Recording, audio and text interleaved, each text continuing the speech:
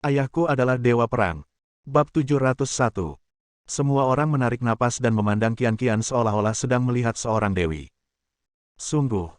Dia memegang pisau lempar kecil di tangan kanannya, dengan sedikit bekas luka bakar.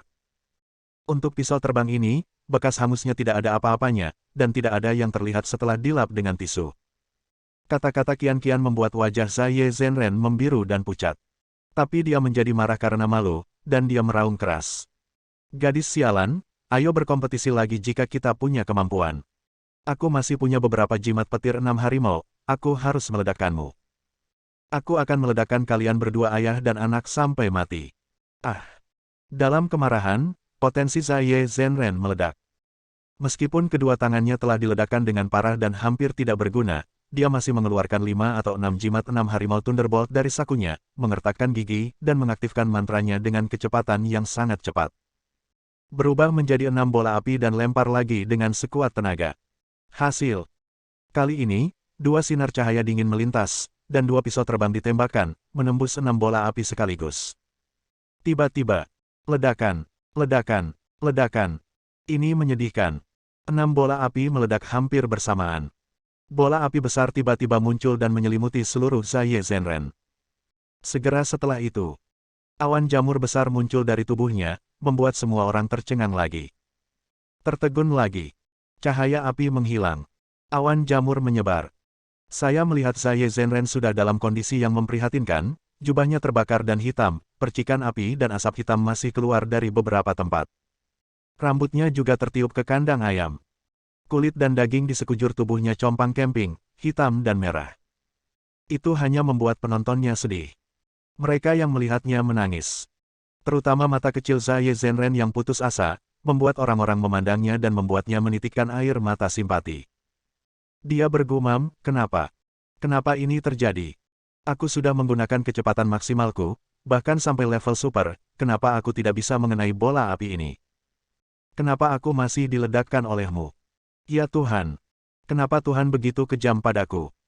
Dia tiba-tiba mengangkat kepalanya dan menatap langit biru dengan putus asa dan tak berdaya.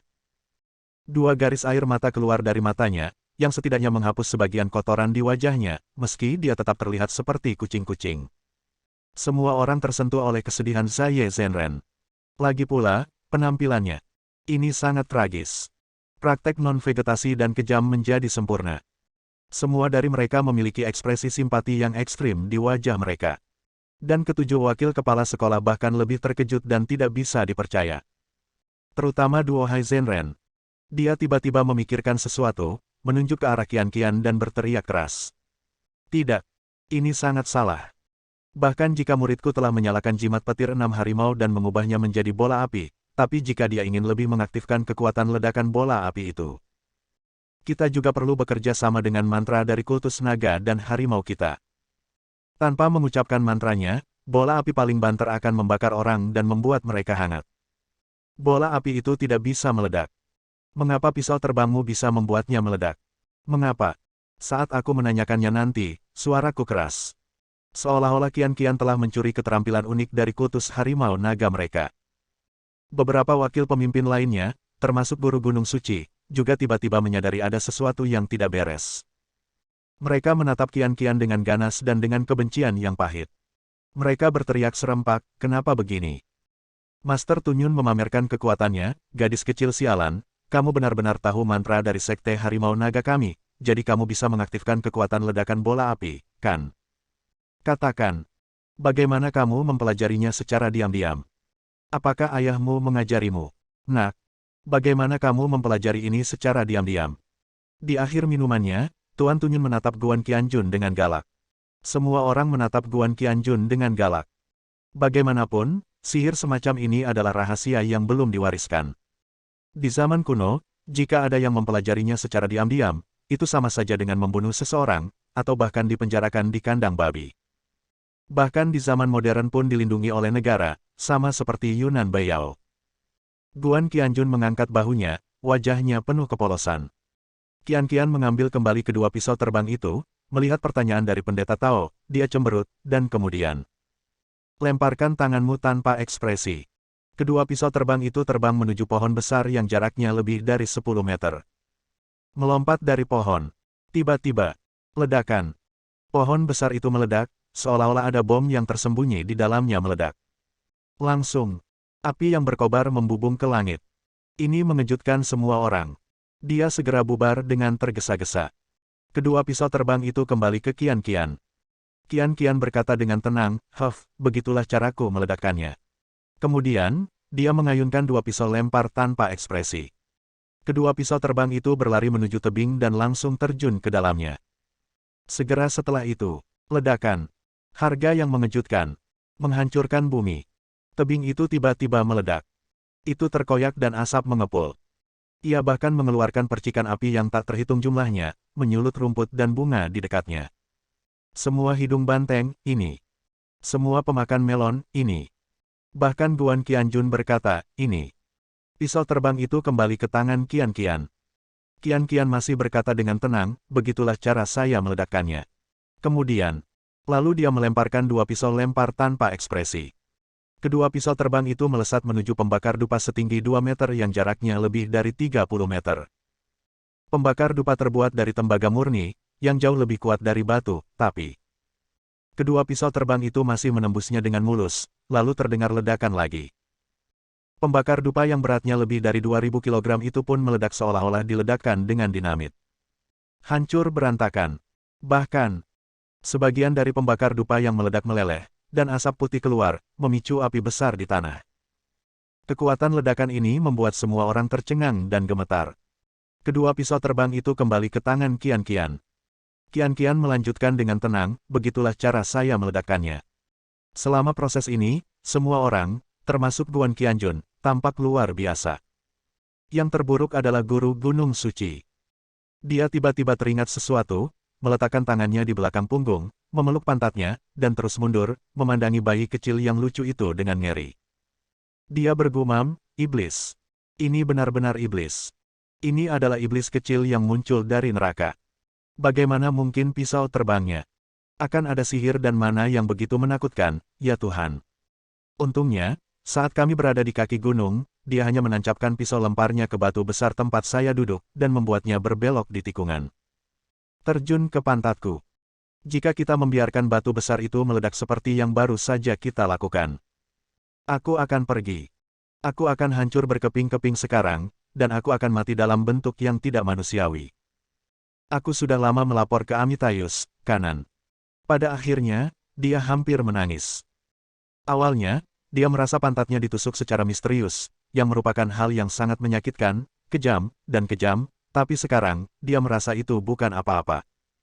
Setidaknya pantatnya masih ada dan orangnya masih ada.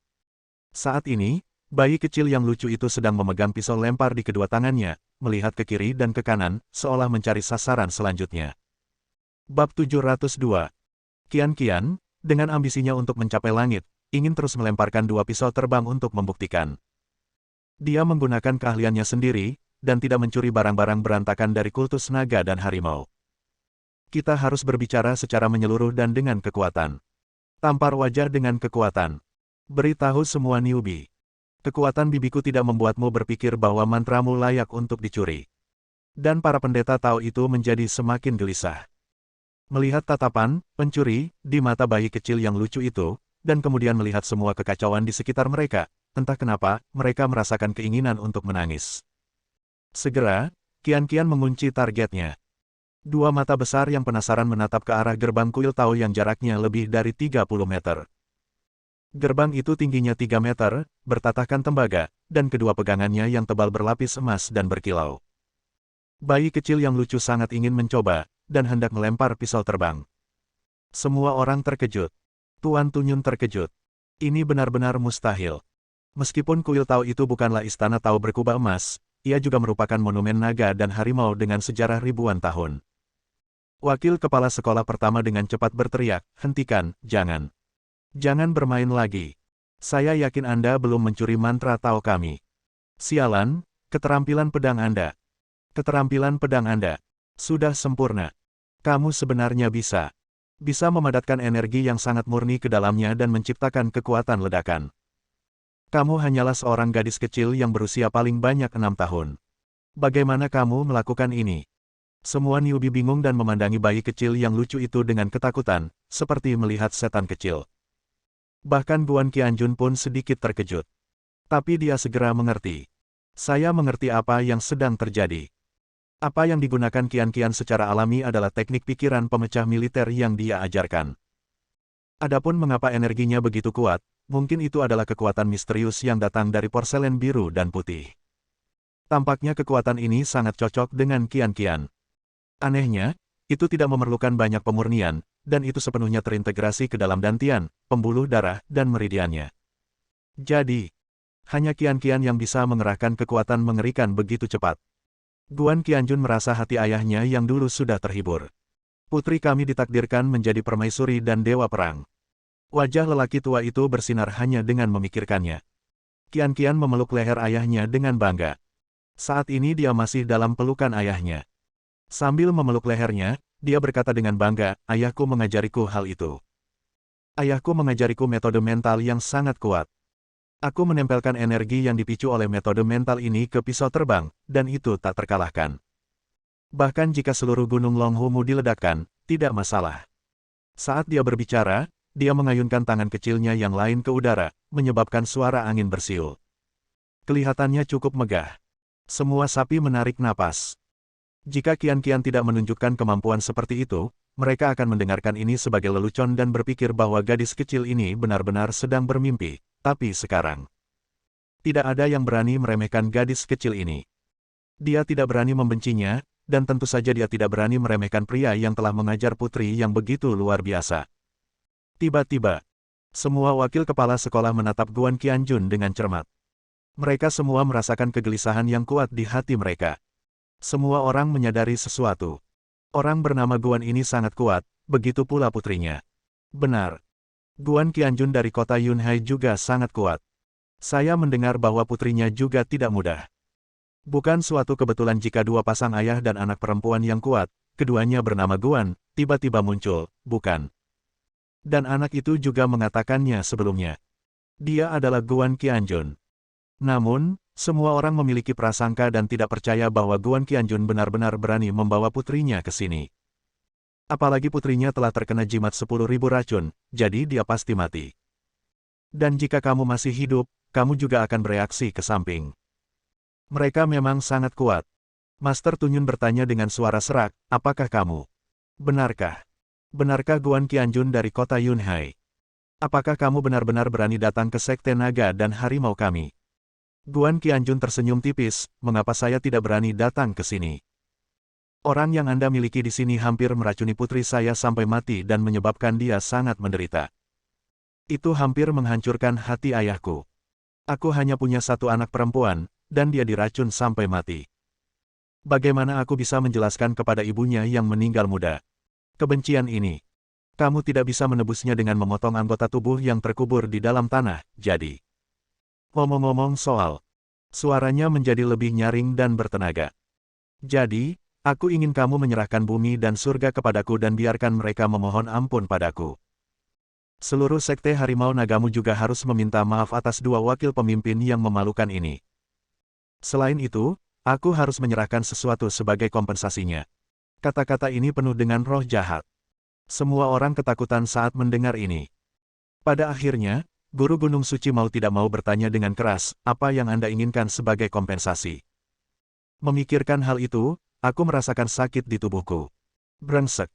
Anda tidak akan memeras kami dengan kejam dan meminta sejumlah uang yang sangat besar, bukan? Tampaknya orang lain juga berpikir demikian.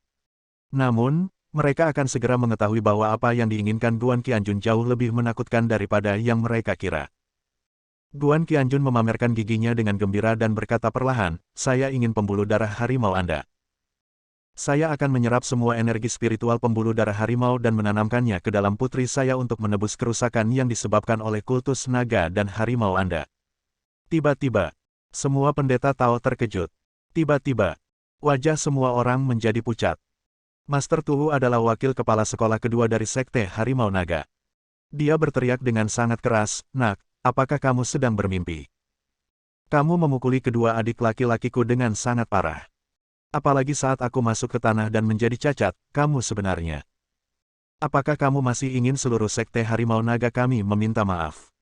Apakah kamu masih menginginkan pembuluh darah harimau kami sebagai kompensasinya? Sudah kubilang, tidak mungkin kami meminta maaf. Bahkan jika kamu memiliki beberapa keterampilan, kamu tidak dapat berurusan dengan kami. Dia melambaikan tangannya. Segera, ada 40 atau 50 murid yang bangga di bawah semua wakil kepala sekolah. Membentuk pengepungan, Guan Qianjun dan putrinya dikepung. Tuan Tu berteriak, siapkan formasi pintu masuk naga harimau untukku. Biarkan anak ini tahu betapa kuatnya sekte harimau naga kita. Kita tidak harus membiarkan dia melakukan apapun yang dia inginkan. Sekte harimau naga bukanlah rumahnya. Sekte harimau naga adalah nerakanya. Teriakan ini sangat mematikan. Semua deputi berkeliling. Semua pendeta tahu. Semua orang berteriak. Guan Qianjun, sekte harimau naga adalah nerakamu. Pada saat ini, Qiu Dabiao, yang melihat pemandangan yang mendebarkan itu, mendekati Guru Sengshan dan bertanya dengan gemetar, Guru, orang bernama Guan ini benar-benar Guan Qianjun yang mengalahkan dua wakil pemimpin sekte naga dan harimau Anda. Bisakah kamu memblokirnya? Bagaimana jika kamu tidak bisa memblokirnya? Tapi jangan. Aku ingin sekte harimau nagamu melindungiku, tapi kamu dibunuh oleh Guan Qianjun. Dia juga mengatakan sebelumnya bahwa ada bencana berdarah di sekte harimau naga. Ternyata dia membawa bencana berdarah ini. Pantas saja dia begitu yakin. Apa yang harus kita lakukan sekarang? Menurutku, hatiku tidak tahan lagi. Dia mengangkat tangannya untuk menutupi hatinya, kepanikan di wajahnya. Bersambung.